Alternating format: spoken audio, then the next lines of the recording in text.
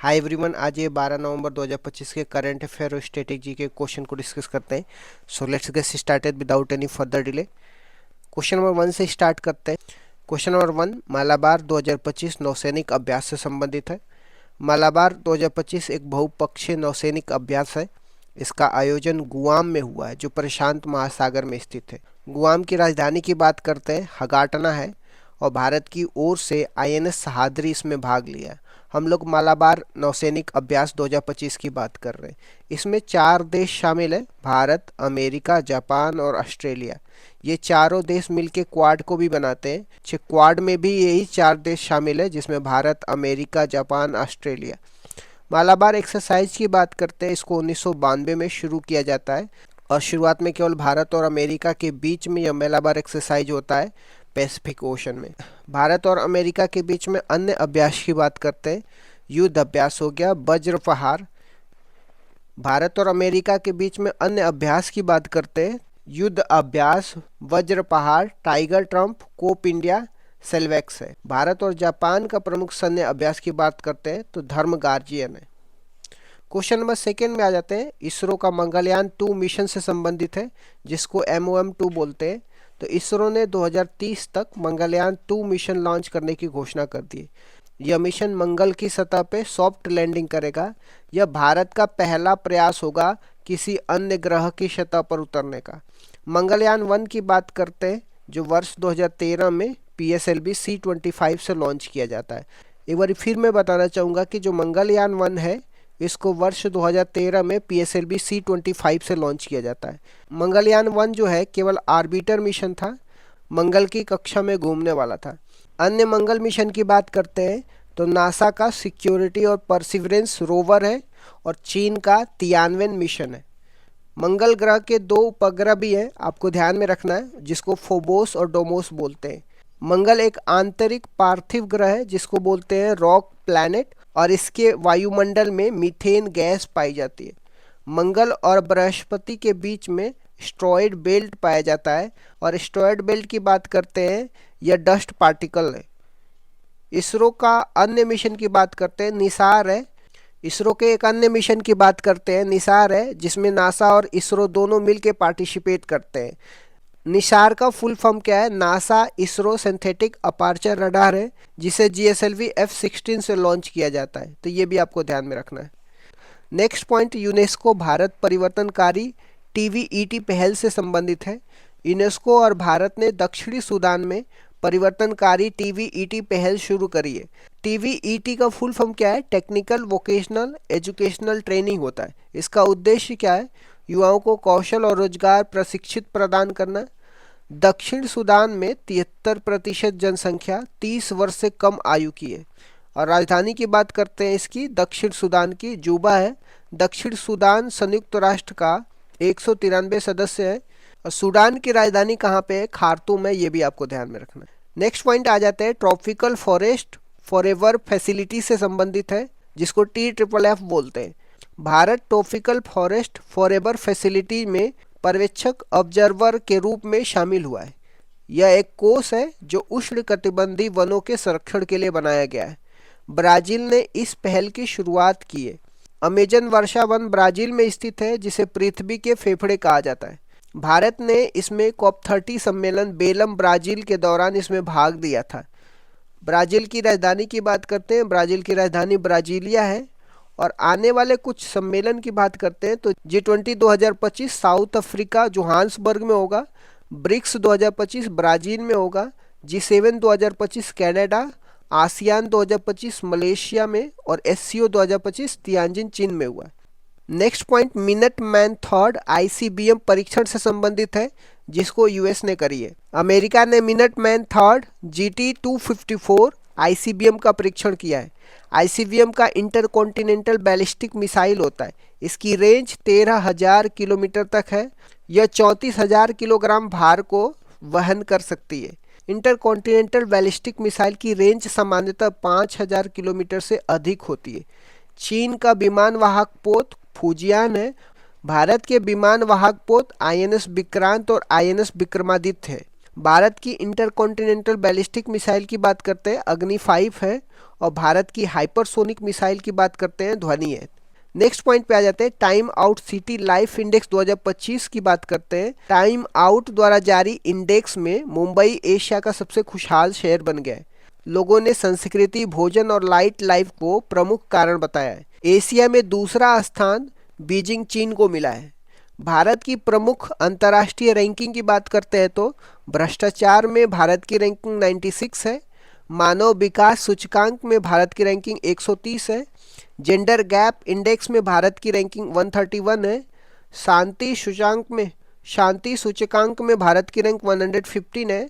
खुशहाली सूचकांक में भारत की रैंक 118 है। हेनले पासपोर्ट इंडेक्स में भारत की रैंक 85 है।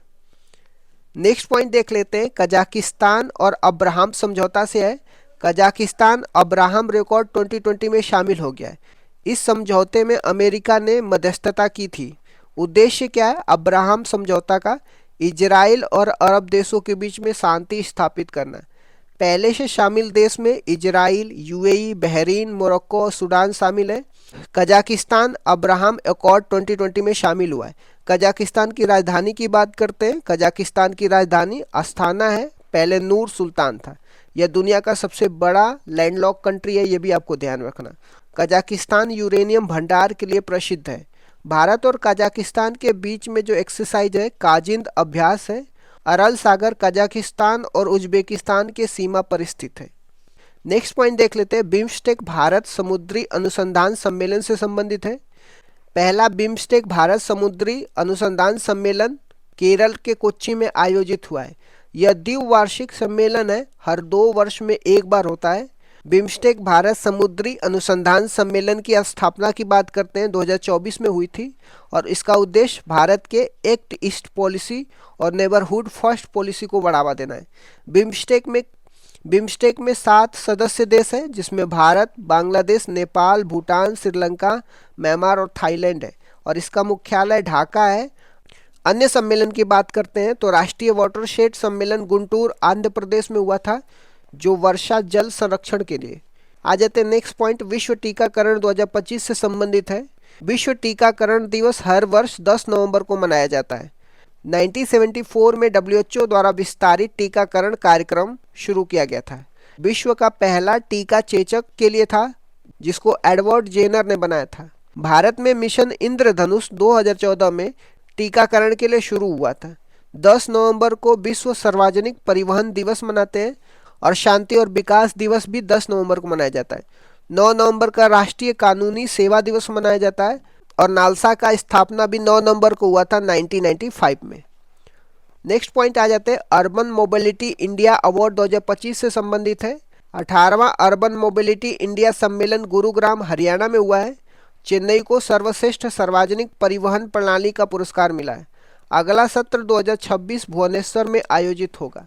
अन्य पॉइंट की बात करते हैं, बीएसएफ ट्रैकर डॉग बबीता को राष्ट्रीय वीरता पुरस्कार मिला है। गोपीनाथ बारदोली एयरपोर्ट असम को इंटरनेशनल आर्किटेक्चरल अवार्ड 2025 मिला है।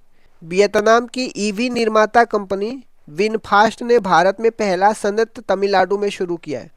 वर्ली चित्रकला महाराष्ट्र की प्रसिद्ध जनजातीय कला है। जनजातीय गौरव दिवस 15 नवंबर को भगवान बिरसा मुंडा की जयंती को मनाया जाता है। आदि चित्र प्रदर्शनी 5 नवंबर को मुंबई महाराष्ट्र में आयोजित हुआ है। तो बजट की इतिहास की बात करते हैं। भारत में पहली बार बजट किसने पेश किया था? 1860 में जेम्स विल्सन ने पेश किया था। इन्हें भारत में बजट का जनक भी कहा जाता है। आज़ादी के बाद भारत में पहली बार बजट किसने पेश किया था? के षणमुखम शेट्टी ने किया था। गणतंत्र भारत में पहली बार बजट किसने पेश किया था? जॉन मैथाई ने पेश किया था। सर्वाधिक बार बजट किसने पेश किया था? मोरारजी देसाई ने। कितनी बार? 10 बार किया था। पहली बार महिला वित्त मंत्री कौन थी जिन्होंने बजट पेश किया था? इंदिरा गांधी ने। पहली पूर्णकालिक महिला वित्त मंत्री कौन है? निर्मला सीतारमण है। बजट पेश करने की सबसे लंबी अवधि किसकी रही है? निर्मला सीतारमण की, 2020 में। वित्त मंत्री निर्मला सीतारमण ने इस बार कितनी बार बजट पेश किया है? 8वीं बार। बजट 2025-26 किस तारीख को पेश किया गया था? 1 फरवरी को निर्मला सीतारमण द्वारा पेश किया गया था।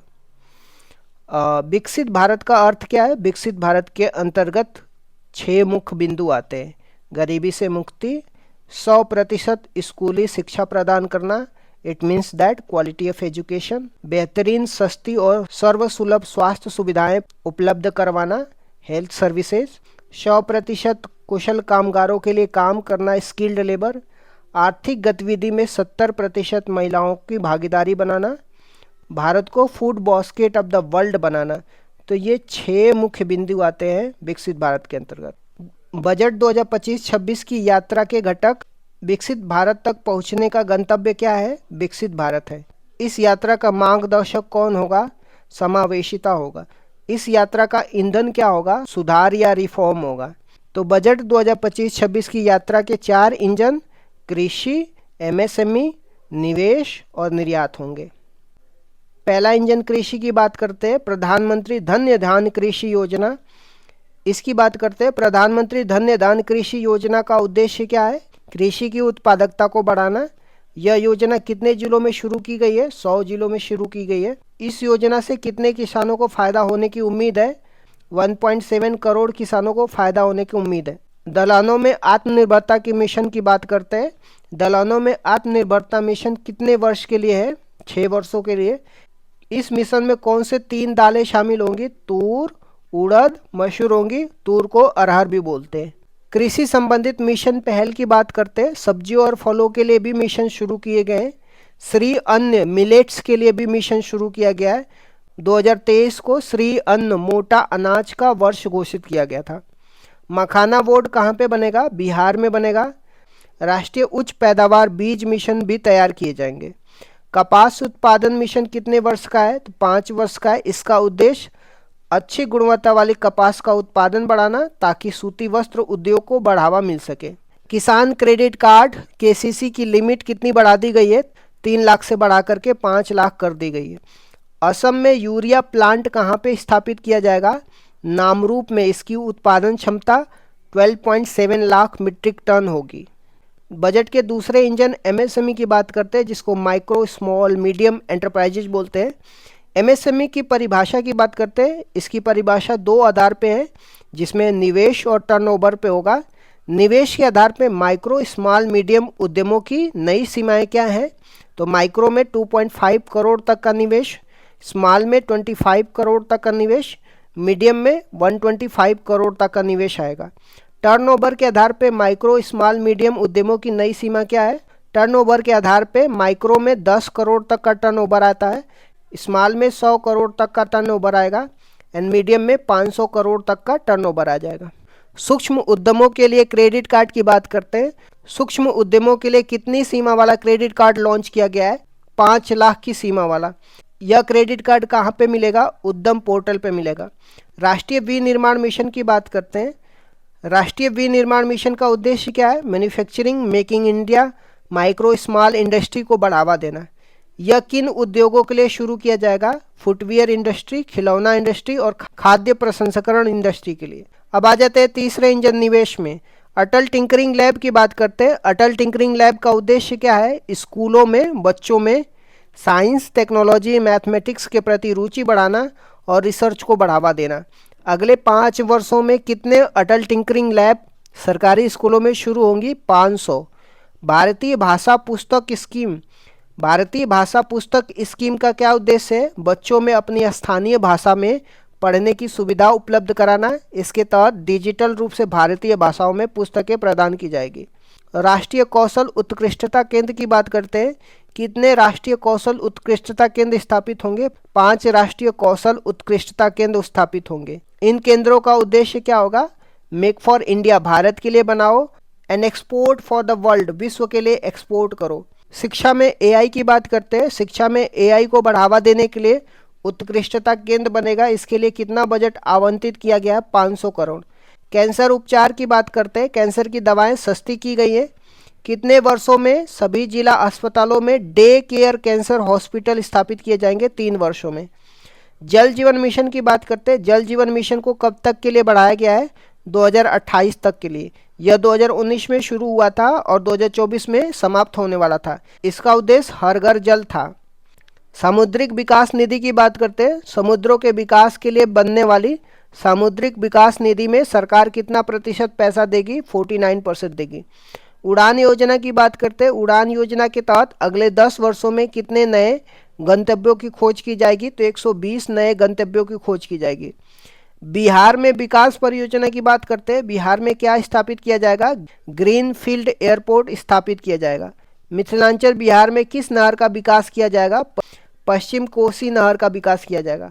ज्ञान भारतम मिशन की बात करते हैं। ज्ञान भारतम मिशन का उद्देश्य क्या है? 1 करोड़ से अधिक पांडुलिपियों, जिसको हाथ से लिखी हुई बोलते हैं, उसके संरक्षण की बात करता है। अब आ जाते हैं बजट के चौथे इंजन निर्यात की बात करते हैं। निर्यात में आपूर्ति सुधार की जब हम बात करते हैं तो निर्यात में आपूर्ति को बेहतर करने के लिए कौन सा प्लेटफॉर्म लॉन्च किया गया है? Bharat trade network platform launch किया गया। सुधार की बात करते हैं। बीमा क्षेत्र में एफडीआई, बीमा क्षेत्र में एफडीआई प्रत्यक्ष विदेशी निवेश जिसको बोलते हैं, इसकी सीमा 74% से बढ़ाकर के कितनी परसेंट की गई है? 100% कर दी गई है। अब आ जाते हैं राजकोषीय कर और कर सुधार में आ जाते हैं। राजकोषीय घाटा में वित्तीय वर्ष 2024-25 में राजकोषीय घाटा जीडीपी का कितना प्रतिशत रहने का अनुमान है? 4.8%।